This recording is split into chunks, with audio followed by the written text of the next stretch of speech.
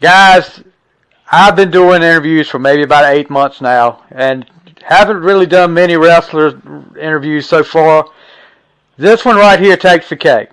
Out of all the football guys I've interviewed, out of all the basketball guys, this one takes the cake. Probably the biggest superstar I've ever interviewed right here tonight has agreed to be with us tonight. He was known as the Russian Nightmare, still is the Russian Nightmare, Mr. Nikita Koloff. Welcome to the show. There you go. There you go. I can tell you. I just have to talk about this right quick, and we'll get to it later on when we talk about it. When I told my brother watched it just like I did. When I told my brother, I said, "You're not going to believe this. I'm getting to interview Nikita Koloff." He said, "You've got to ask him about the press conference." And that was the press conference with Magnum and his mom, and we just remember your voice, and but I was like, this guy, that is one of the things that sticks in my mind about you. One of my favorite things about Nikita was that press conference.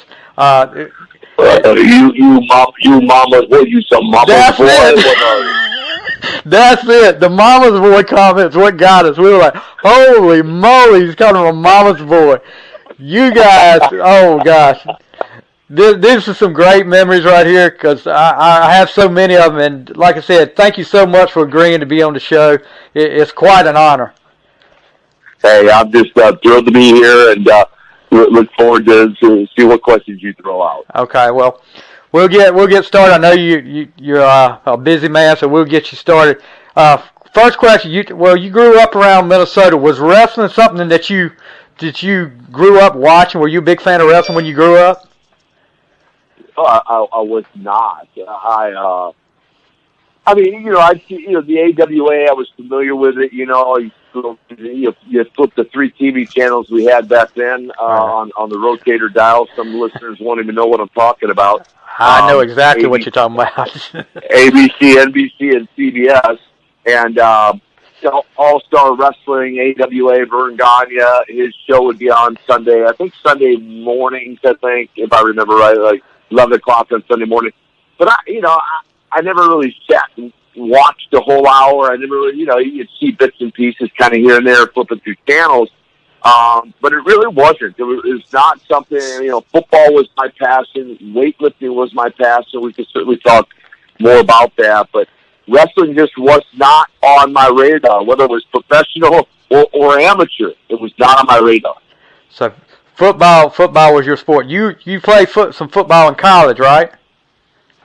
I did. Well, junior high, high school, and college. And, as a 12-year-old watching the NFL on television, kind of for the first time, I got a picture, a vision for myself and just told myself, hey, one day I want to do that. One day I want to, I want to play in the NFL. And, so yeah, football became part of my passion. Did you ever get a tryout in the NFL? Well, I was on that path, and depending on how much, what all you want to cover, I was on that path of heading in that direction. Right. Scouted my senior year in college by the NFL, suffered some injuries, both my freshman year in college and my senior year that were setbacks, but I wasn't going to allow them to hold me back. They just gave me the opportunity for a comeback. And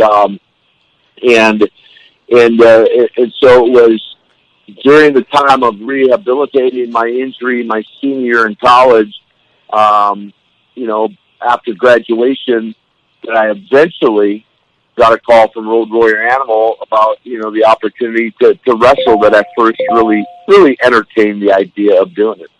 Right. Yeah, something about, you guys were in the same gym, right?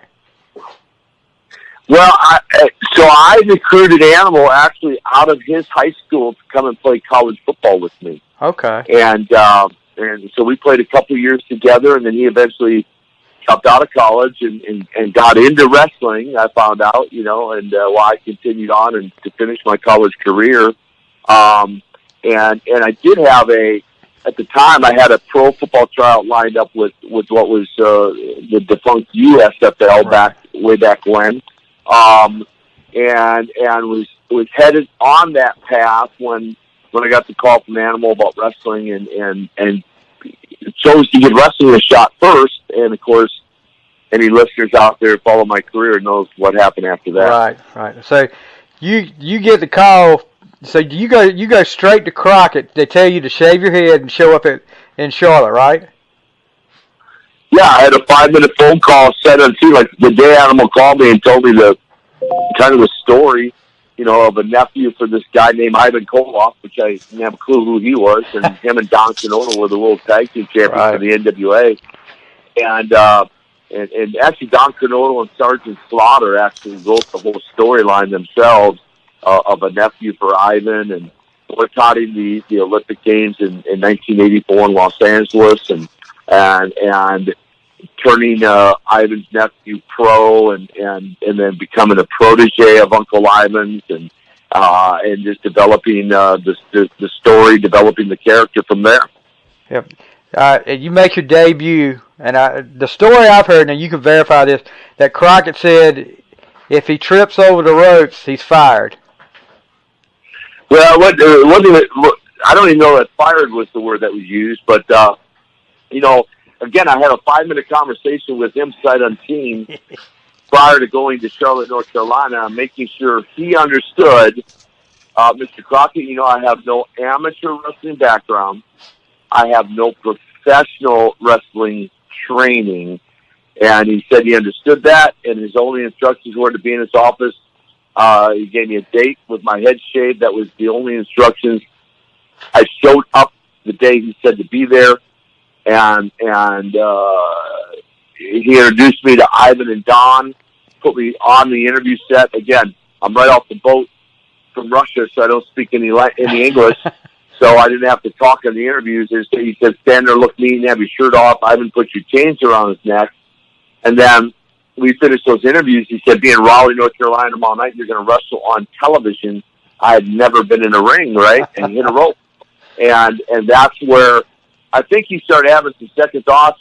Plus, we got there a little bit late. It's not my fault, but so we didn't really have time to even really get in the ring to do anything. And so I think he started having second thoughts. But to Ivan's credit, Ivan convinced him or talked him into letting me still do it. They showed me a couple basic things in the dressing room, and then Ivan did say, hey, Jim Crockett said if he trips on the ropes, get into the ring, he's out of here. He's history. Something to that effect. So you win your debut in like 13 seconds. I mean, you didn't have to stay in there too long, but you pretty much had heat right away. I mean, the whole Russian angle was hot back then, but you pretty much had heat right away. And what was your reaction when you were going to the ring for the first time and seeing the fans? I'm sure the fans were booing you. What was that like? Well, I mean, I had a little taste of that a few years prior when there was about 20, 25 of us muscleheads that used to work out at Jesse Ventura's gym in North Minneapolis. And it was the only professional wrestling event I had ever been to up to that point. 18,000 people in the arena. Everyone was and he was doing a deadlift match against Precious Paul Ellering, who went on to become the Road Warriors manager. So Jesse is the bad guy. The 25 of us are cheering the bad guy. 18,000 are cheering the good guy. And so that was my first taste of fan reaction. But then to actually be walking to the ring myself, and you're right, I mean, they really didn't know me from Adam, but because I was with Don Canolo and Ivan Koloff, the World Tag Team Champions, they hated me right out of the gate. Right. They didn't even know who I was. And so that was pretty interesting because it was a sold-out crowd that night, and the who's who of wrestling was there, and it was definitely an eye-opening experience. Yeah, that's good old Dorton Arena. I guess that's where y'all were at. Correct. Well, I got to ask you this. We're talking about Ivan a lot. How was it working with Ivan? I can imagine stories I've heard. I got to meet Ivan a couple of times. Actually, not long before he passed away, we do a local wrestling organization, Rage Wrestling Warriors, which is a Christian-based outreach group, and he came and spoke close to his birthday. And I got to talk to him for a few minutes, and wow, what a great guy. I can't imagine what it would be like traveling up and down the road with him, though. Well, I mean, he and Don Canolo get certainly a lot of the credit for the success of my career. I mean, the first couple months after that debut in Dorton Arena, we get to the towns early and 2-3 hours early, and those guys would bump all over the ring for me, teaching me the mechanics of wrestling, and then on the drive home, talking to me about the psychology of old school wrestling and why they did what they did, in their match, and what I could do to improve my match, and I don't know, and I'm sure there's somebody out there, my brother, but I have never met to date somebody who ever had a bad thing to say about Ivan Koloff, which is amazing, especially for this line of work of professional wrestling. But Ivan was the consummate worker and workhorse, and did it, was just professional and did everything that was asked of him, and just, an amazing guy, like you're saying, just an amazing guy. Yeah, we actually did a podcast I worked on before. We did shortly after he passed. We did a tribute show and had some of the independent wrestlers that worked with him talk, and it was pretty much the same thing over and over again. How great a guy he was. I always called him Uncle Ivan, just because he looked after everybody. Just a great guy. I've talked to him. I can remember sitting in Walmart with him when he was doing the little Walmart tour, I guess you would call it. And I bet you I talked to him. He didn't know me from Adam, and we talked for an hour about wrestling. And it was just like he had known me his whole life. Just a great guy. That's just who he was. Yeah, it's just who he was. So you get over pretty quickly, and for a guy that didn't have any wrestling experience, but you get over pretty quickly. Was there any jealousy backstage? I mean, was there any guys who were like, well, why are they putting him up like this? And he hasn't been here. We paid our dues. He hasn't yet.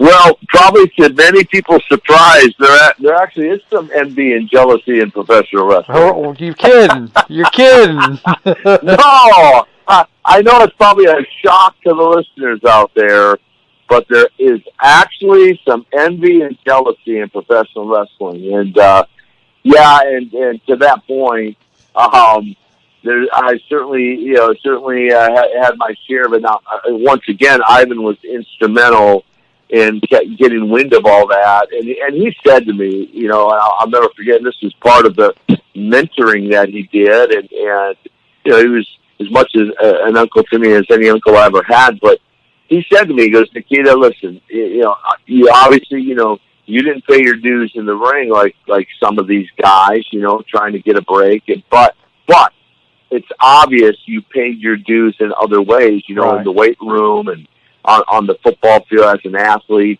and your dedication to that, and now your dedication to this. So don't let that bother you. That's just the way it is. Yeah, because you guys got over. The Russian team was pretty much on fire. You get rid of after you get, I guess, your feet wet a little bit. You get rid of Kernodle. You and Ivan end up winning the tag belts from Dusty Rhodes and Manny Fernandez, and then you kind of invoked the Freebird rule with, you got Crusher Khrushchev that's come aboard now, and then you guys get the 6-man title, so you guys are on a roll, and I mean you guys are like, as far as heat goes, you guys are not just hot, you're white hot. I mean, people are like really hating you. I can remember, you talk about the rotary dial. I had 3 channels just like you did. I didn't have cable in this little town I live in. We got to see Worldwide Wrestling at 12 noon, and then NWA Pro on WRL at 11:30.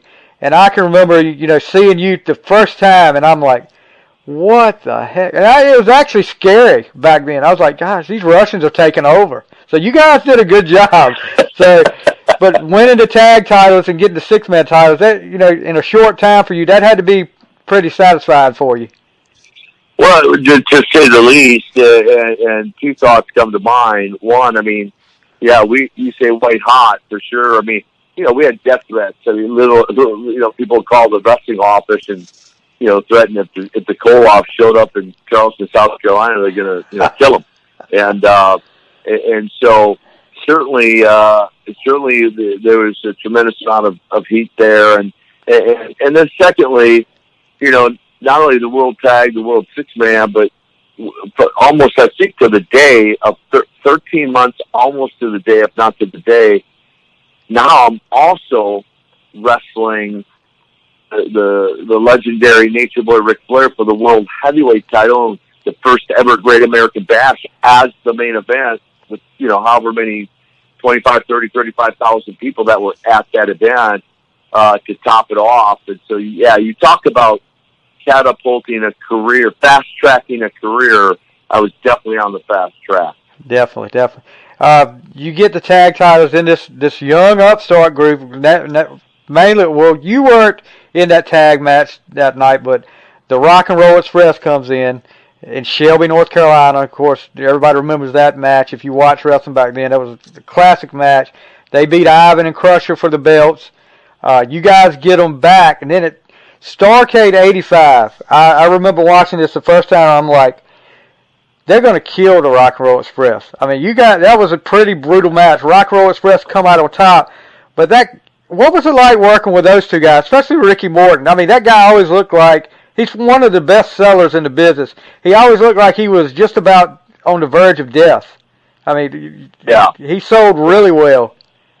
Yeah, Ricky and Robert, two of the best when it comes to tag teams. Had great chemistry with each other, and certainly knew what the strengths and weaknesses of each other were, which is key to a top tag team, knowing what each other does best and capitalizing on that. And so Ricky and Robert really had that great chemistry with each other. But then whoever they were, whether it was us or the Midnight Express or anyone else they worked with, and certainly a couple of young, good-looking guys. So all the girls oohed and awed, right. Over them, goo goo and gaga for them, and so that certainly helped get them over strong, and obviously the belts, catapulted them, to that main event status as well. So yeah, fun to work with. They were my first ever legitimate main event match in Conway, South Carolina. Don had gotten some sort of injury and got hurt, and so it was Ivan and so he put me in Don's place and wrestled the Rock and Roll that night. And that was very, very early in my career down in little Conway, South Carolina. So Ricky has a funny story about that. He tells it a lot better than I do, but so if you ever interview him, you'll have to ask him about that match that night in Conway and what happened when we locked up and tied up. Oh, I will have to ask him that if I ever get that interview. I got to ask you about this before we get to I'm going to talk about that match with Flair. You're talking about feuding with the Road Warriors. The double chain match, cage matches that were lights out.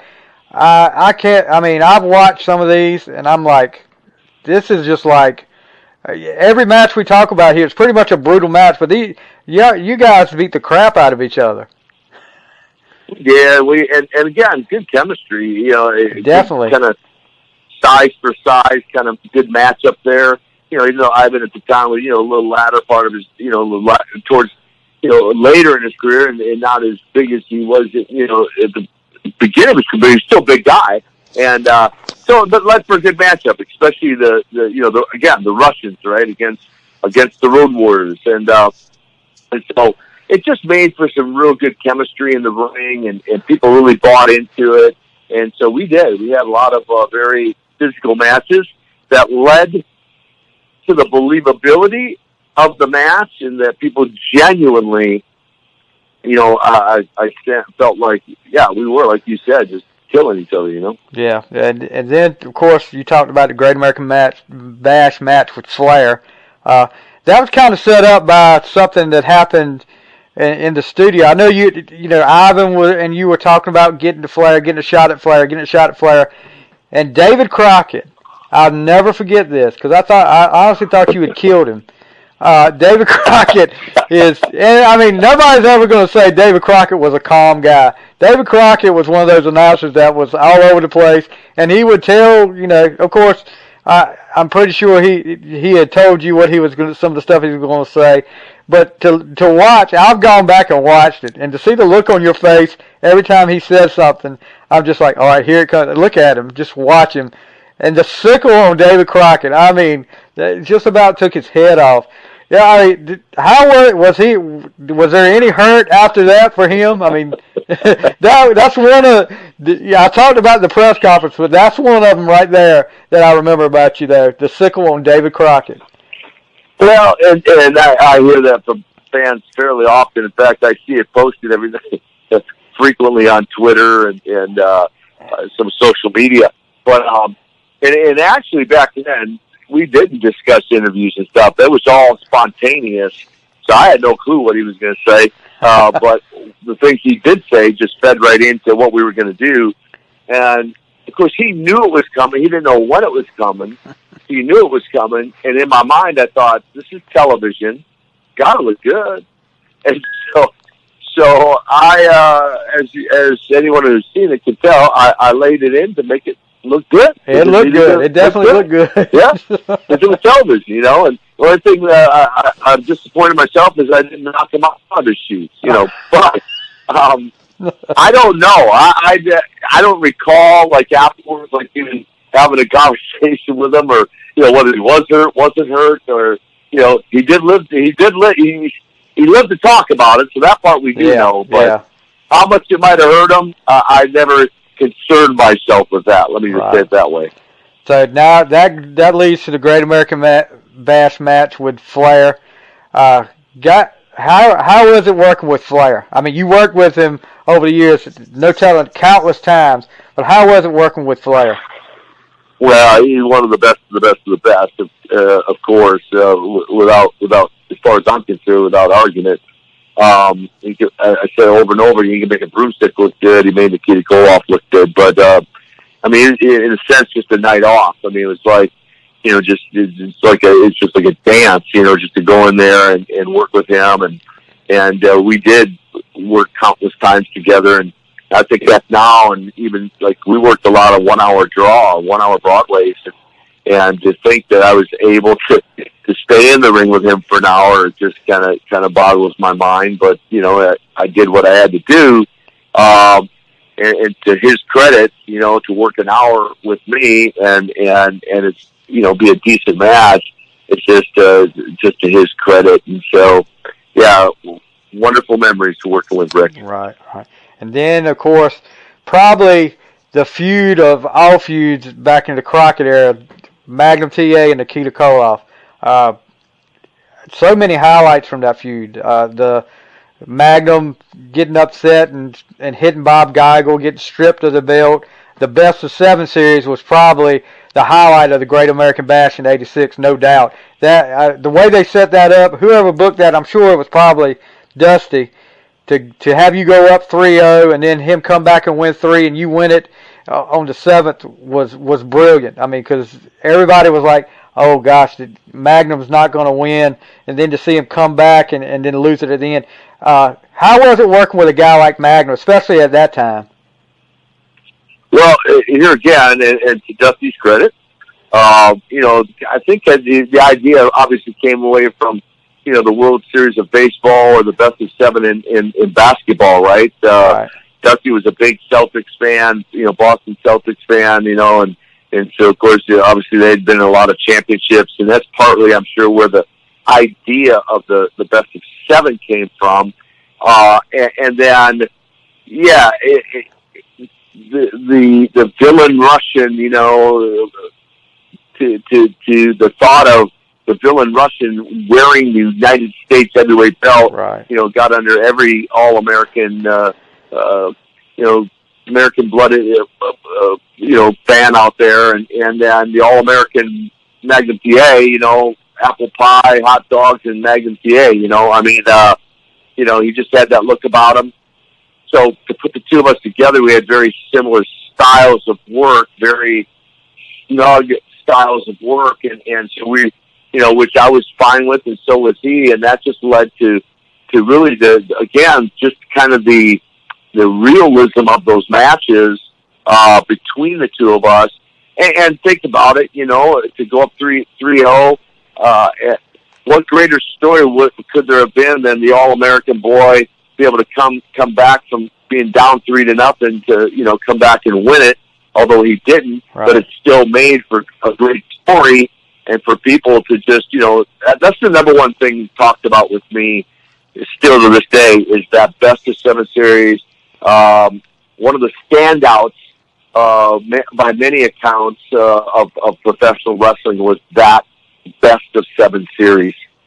Yeah, definitely. Of course, we talked about the press conference. That's like I said, the highlight of. I mean, one of the best memories I have of you. But you kind of after the hey, hold on. Do you know he Terry TA never smarted his mom up to the business, so she didn't know. Oh God, that pro wrestling.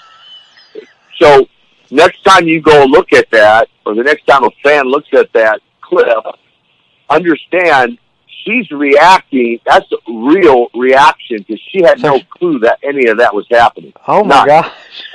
And he never smartened her up to the business. So in her mind, pro wrestling was real. So when you saw her reaction and 2 Russians beating up, she's watching 2 Russians pound the snot out of her son. That was the real reaction, just so you know. Wow. Oh, my gosh. I know that poor lady almost had a heart attack, I guess. Oh, Lord. I know, right? Yeah. So, after that best of 7 series, you guys kind of go your separate ways. You start a feud with Ronnie Garvin, or you're in the middle of starting a feud with Ronnie Garvin. He's starting a feud with Jimmy Garvin. Were there any plans to get you guys, I'm sure there was, to get you guys back together feuding? I mean, there's lots of, there were a lot of different ideas floating around and just, what would draw the most money, what would make the most sense. But, so I guess the answer to the question was there was all kinds of different ideas floating around. So those would just been right. Some of those ideas. Right. So then the unfortunate Magnum's wreck that ended his career. So everything changes then. I can remember, hearing about the wreck, wondering if he was going to pull through. Where do you remember where you were at when you found out? Well, I just came back from a tour in Japan. I was working. I was on a 2-week tour in Japan when it happened.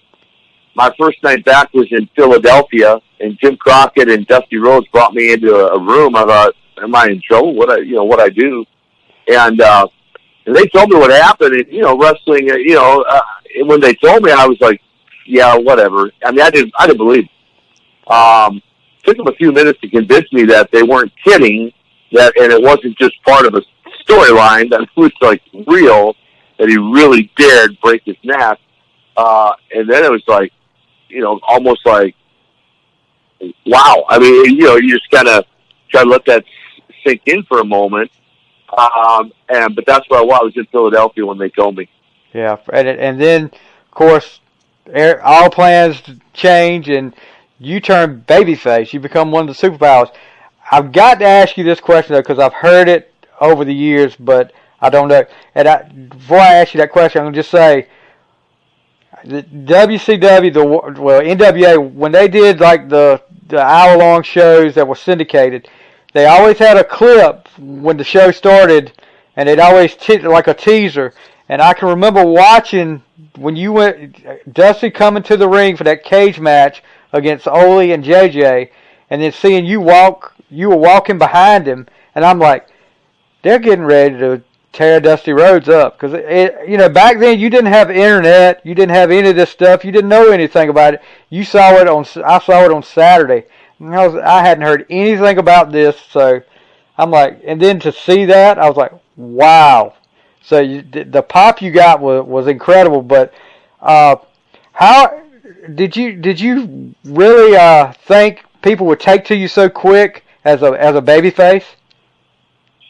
Well, it one of two things. It could have been the most brilliant, one of the most brilliant moves in wrestling, or it could have been one of the biggest flops in wrestling. I mean, it could have went either way.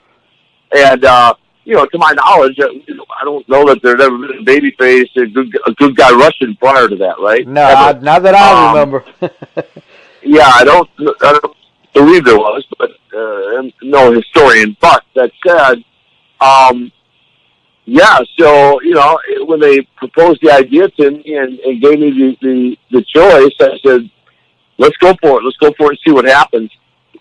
We had no idea. I don't think. I mean, Jim, and you're right. There's no internet. It was one of the best kept. I mean, I didn't say anything to Ivan. I didn't say anything to the Horsemen. Nobody knew. In fact, I got to the building an hour late that night after the matches started. I got there an hour after they started. Nobody knew until I walked into the good guy dressing room. Nobody knew who was Dusty's mystery partner until that moment. That's great. Yeah, there were some shocked guys in the dressing room, not just in the auditorium that night. There were some shocked guys in the dressing room too, and so to have that experience was certainly one of the highlights of my career for sure. Yeah, that's.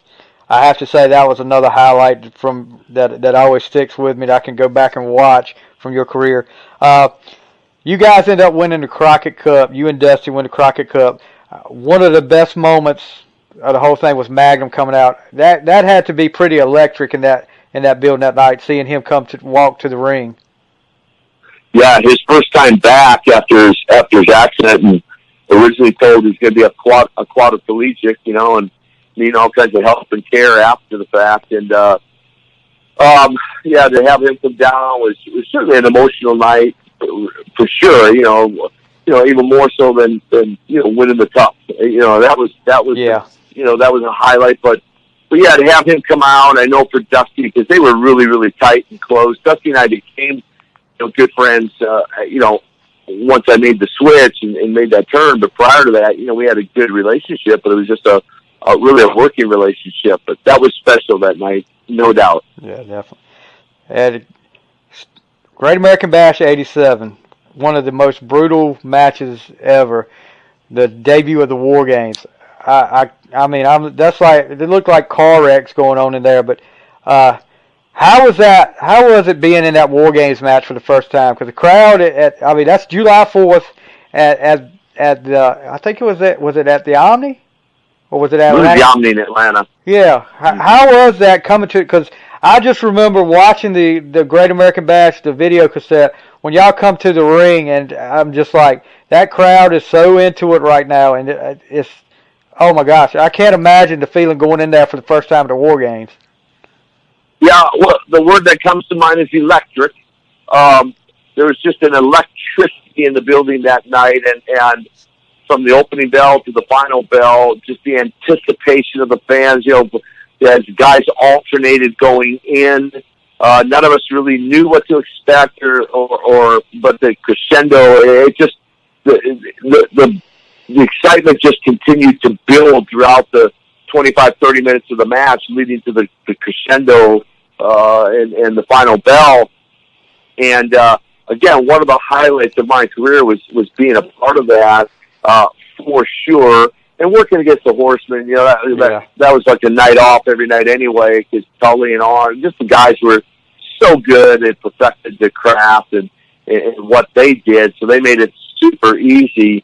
But just an amazing concept. Again, credit Dusty, like the turn for the superpowers. Credit Dusty, but that night was electric. Yeah, definitely. You had the big feud with Lex Luger. What was it like working with Lex that summer? I enjoyed it. Yeah, he rubbed a lot of people the wrong way. I mean, to his own admission, but the words out of his own mouth. And he's pretty arrogant back then, and it was Lex's world. But that didn't ever bother me. I enjoyed working with him. Then there was a time I traveled with him, and thought again, kind of matched up real well. Size for size, and thought we had some, really good matches together, and was able to really entertain the crowds, and memorable. Yeah, definitely. So I got to ask you this too: as big a run as you had back then, as popular as you were, did Vince ever come calling from WWF? Well, I had someone recently ask me that question and couldn't believe, and they were interviewing me, and they actually worked for the WWF at one point, and couldn't believe that I said never got a phone call. They go, not one, not. And I thought afterwards, I thought, well, I should answer this way. If they did call, I didn't get the message. Right, I got you. It's hard to believe that as much as Vince loved the big guys, that he never tried to get you up there. To my knowledge, I never got one call, not one, from WWF, nor did I ever attempt to make a call either. Right. And there was one rumor that when Crusher left, that he tried to get you to go with him. Is there anything to that? He did originally. He's like, hey, I'm going to go up to him. I'm going to be, he told me the whole demolition idea, and again, I'd worked on my character so hard and lived it that I was like, man, dude, Barry, I love you, but man, I really don't want to go and change my whole persona and work on a whole new character again, and plus that, I was close to Road Warrior Animal and felt like it was kind of similar to the Road Warriors, and I just felt like, out of respect for the Road Warriors too, that was another reason I didn't want to do it. But mainly, I'd worked so hard on my own on the Russian Nightmare. I didn't want to take on a whole new persona. Right. So, but you leave for a short time, you come back, and all of a sudden you've got crew cut. You're a little bit thinner, but you're still Nikita. I mean, you still got that Nikita edge, but. Then you leave again, and you show up in the AWA, fight Larry Zbyszko for a while, but you come back, and I can remember the U.S. title presentation to Lex Luger, and you bust him upside the head, and all of a sudden Nikita is heel, and I'm like, oh no, Nikita is heel, and yeah, but one thing I remember about that though, they never really pushed the Nikita Luger feud. I mean, after you bust him in the head, and then the whole Steiners and Sting and Luger match, when you hit Sting with chain, but you never really saw the Nikita and Luger feud take off again. You saw the Nikita Sting feud take off. Was there a change of plans or what? So here's the reason for that. They wanted me to come back as a heel. I said, look, it's not going to get over. They go, oh, no, it'll get over. I go, it's not going to get over. The thing I did with Magnum, I felt was so, the magazine cover with the headshot, right? I Cry a Tear for Magnum TA. Yeah. I remember. Teaming up with Dusty. When the Super Powers and Road Warriors were together, for over 2 years, we sold out every arena we went to, right? And I said, no, we're going to put you with Luger. He's a hot baby face. I'm like, okay. So we tried it. We did the deal. I hit him with the belt. We go around. 50% of the crowd cheers me. 50% of the crowd cheers him. I'm like, I tell you. And they go, okay. Well, we're going to put you with the hottest baby face. We're going to put you with Sting. Yeah. And that's where we did the angle where they're wrestling the Steiners. I go after Luger, but he ducks, and I hit Sting by accident, which was really intentional. And so he and I fight out the building, right, out to the parking lot. Yeah. And this time it's 75-25. 75% cheer Sting, 25% cheer me every night. And I'm like, you guys aren't listening. And finally they're like, okay, maybe you're right. So I leave one more time, come back and do an appeal to Sting and become his partner and finish as a baby face. But I tried to tell him, I go, I'm not going to get over as a heel. You put with the hottest baby faces on the planet. It's not good. So that's what they tried to do. I think they finally understood. You're right. We're wrong. Let's make you a baby face again. Yeah, I can remember. I think it was after one of the. I can't remember which pay-per-view it was, but I had one of the big satellites, not the DirecTV, and me and a buddy of mine had watched a pay-per-view, and then we're watching the press conference after it, and Sting's talking, and here comes the Dangerous Alliance, and all of a sudden, out of nowhere, here you come and start getting in the face of the Dangerous Alliance, and we were looking at each other like, what just happened? Nikita's back, babyface.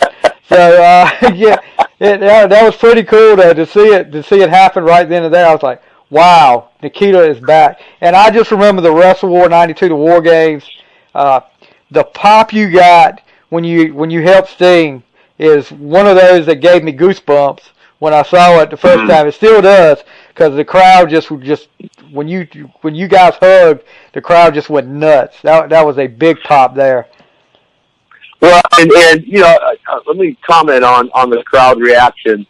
I've had these conversations just recently. I was playing recently in a couple celebrity golf tournaments. In fact, I was playing with Lawrence Taylor and Joe Theismann and Brad Johnson, who won a Super Bowl with the Bucks, and some really cool guys, awesome guys. And of course, they were all wrestling fans growing up. So it's fun to play golf with these guys because all they want to talk about is wrestling, which is hilarious. They don't even want to talk about football. They won Super Bowls, but they don't care. Hey, tell me about wrestling player, whatever. And one of the comments from them and many, many other people is that era of wrestling. He's in early 90s, and they call it magical. They call it the golden era. And just like the realism of our matches, what they conclude is because our matches weren't really scripted, they were spontaneous, and so there was more genuineness to the match, more realism to the match. You then got, for people who go back and watch those matches and see the reaction of the crowd, they go, the crowd reactions are even different than it is today. And I go, yeah, because people were watching it as from a perspective of realism and genuine, and so they were genuinely responding to what they were seeing versus knowing everything's scripted now and just waiting for the high spots and the big bumps and so they can pop and then wait for the next big bump, right? Right. That's the difference. It is a big. You're right. It is a big difference in how the crowd reacts now to how it did then. And like they said, that was the golden age of wrestling. I'd rather go back and watch. If somebody would give me NWA Saturday night on TBS, the whole collection, I could watch that over instead of watching. I'm sorry, watching what's going on today. Not a big fan of what's going on today. Well, and for the record, I mean, and again, I want to make it clear. I don't know who will hear your podcast, but I want everyone to understand. I take nothing away from the athletes of today. They're great athletes. Yeah, and what they do, I mean, they're phenomenal athletes. And I'm an old school guy who was trained by old school guys, Ivan Koloff, Don Carnotto, Dusty Rhodes, and others. And so I have that old school mentality and enjoy an old school match as much as the fans like yourself who appreciate that era, taking nothing away from what the guys do now.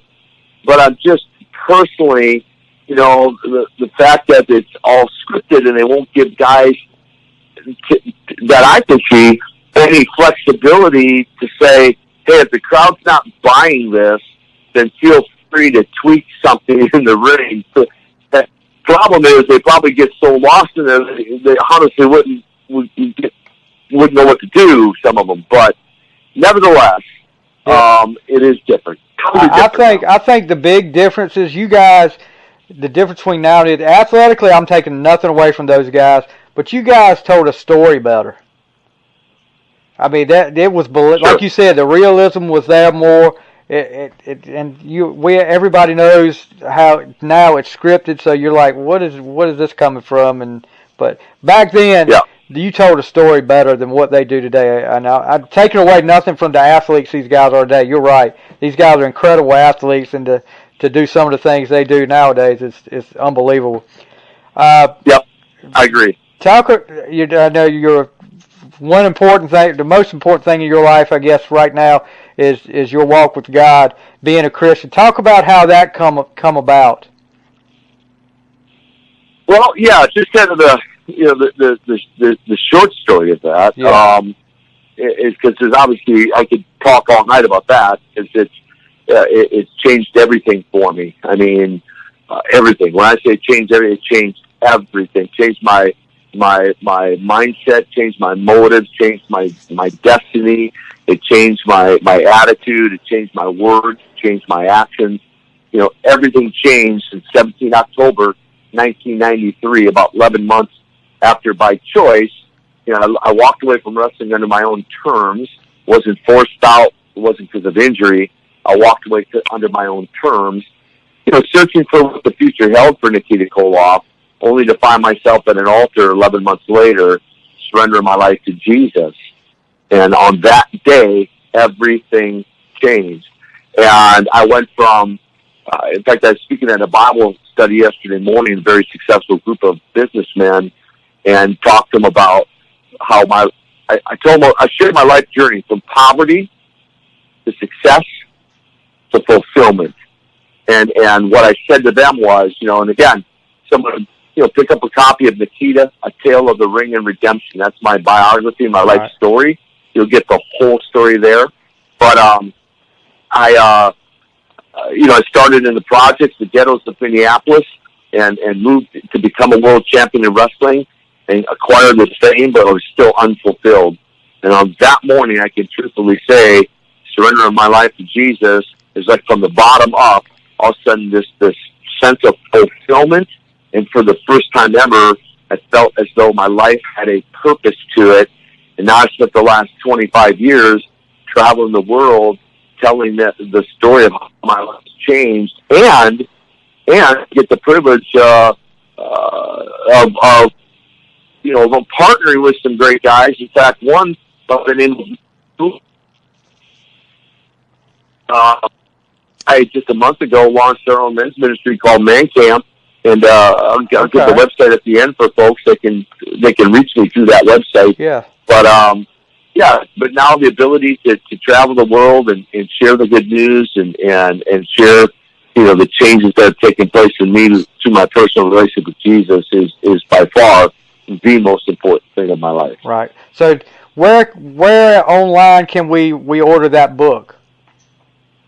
You should be able to go to Amazon and order it. But if you can't find it on Amazon, the website you can email me through is just mancamp.info. Mancamp.info. You can direct email me right through that website. And also read about the ministry that Lex and I are now co-facilitating. And awesome. super excited. Yeah, super excited about teaming up with Lex again outside the squared circle. And of course, people can follow me too or connect with me on Twitter and Instagram. It's just Nikita Koloff with the number 1 behind it. That's the numeral, the number 1, not spelled out, but the numerical number. That's the real me on Twitter and Instagram. Okay. I got one last question for you, and I'll let you go. I know you're a busy man. This came out, I've heard this rumor, and I've just got to verify with you. Now, did you audition to be the Russian in Rocky IV? Did you audition to be Drago? So, the story on that is, yes, that's pretty awesome. It really came down, it honestly came down between me and Dolph Lundgren. We were on the set, the two of us, along with one other guy, and I drew the short straw, so I got to do the screening first, and I did 2 readings.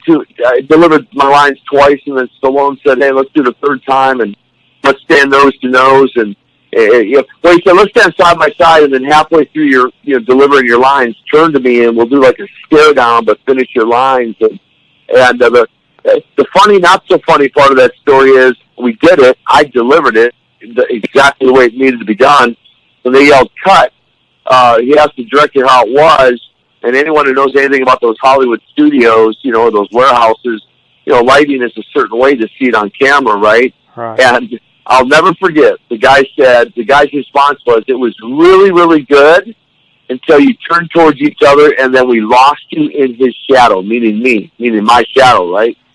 And because keep in mind, I was, 6'2", 285 pounds, and, Stallone was 5'6", 160 pounds, right? Right. So he literally got swallowed up in my shadow, and I thought 2 things. One, not good for my opportunity. Number 2, not good for his ego, right? But all that said, Dolph Lundgren ended up landing the part, and I just felt fortunate to even have a shot at it. Yeah, I'd heard that rumor months ago. That was the first time I'd heard it. I was like, I've got to ask him about that. Yep. Okay, that's going to be all for tonight. I like I said before when we came on, it's such an honor to be able to talk to you. We've talked for about 45 minutes. It's really hard to believe I'm talking to Nikita Koloff, a guy I sat there and watched all these years. But thank you so much for doing this. And once again, give us that website again. And I want to plug your website where I can get, and I will definitely be ordering that book and keeping up with your ministry. I appreciate it. And I think, let me just say this real quick about the book, too, is that I tell people all the time, hey, you might enjoy my story, but William Murdoch, who did it with me, is a wrestling historian. And he takes wrestling all the way back in the 1800s, in the origination of wrestling. Any avid wrestling fan, I can about assure you, you'll learn so much more about wrestling you didn't know, in addition to my own life and story, but about wrestling itself. So Nikita, A Tale of the Ring and Redemption.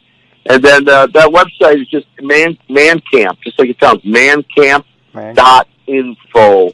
And I can be direct emailed right through that website, and you can read all about the ministry that the Total Package and I are doing together. And I appreciate you having me on tonight, man, and I really do it to all the wrestling fans out there. I mean this from the greatest sincerity that I can share with you. I state all the time, you're the greatest fans on the planet. You're the most loyal fans on the planet that I know, and I'm so appreciative of continually following my career, and hopefully I'll get the opportunity to meet you face-to-face or see you face-to-face one day down the road. Let's hope so. Thank you again, Mr. Koloff. Thank you for all the memories, and we appreciate you being on the show tonight. Have a good night. You too. Thank you. God bless. God bless.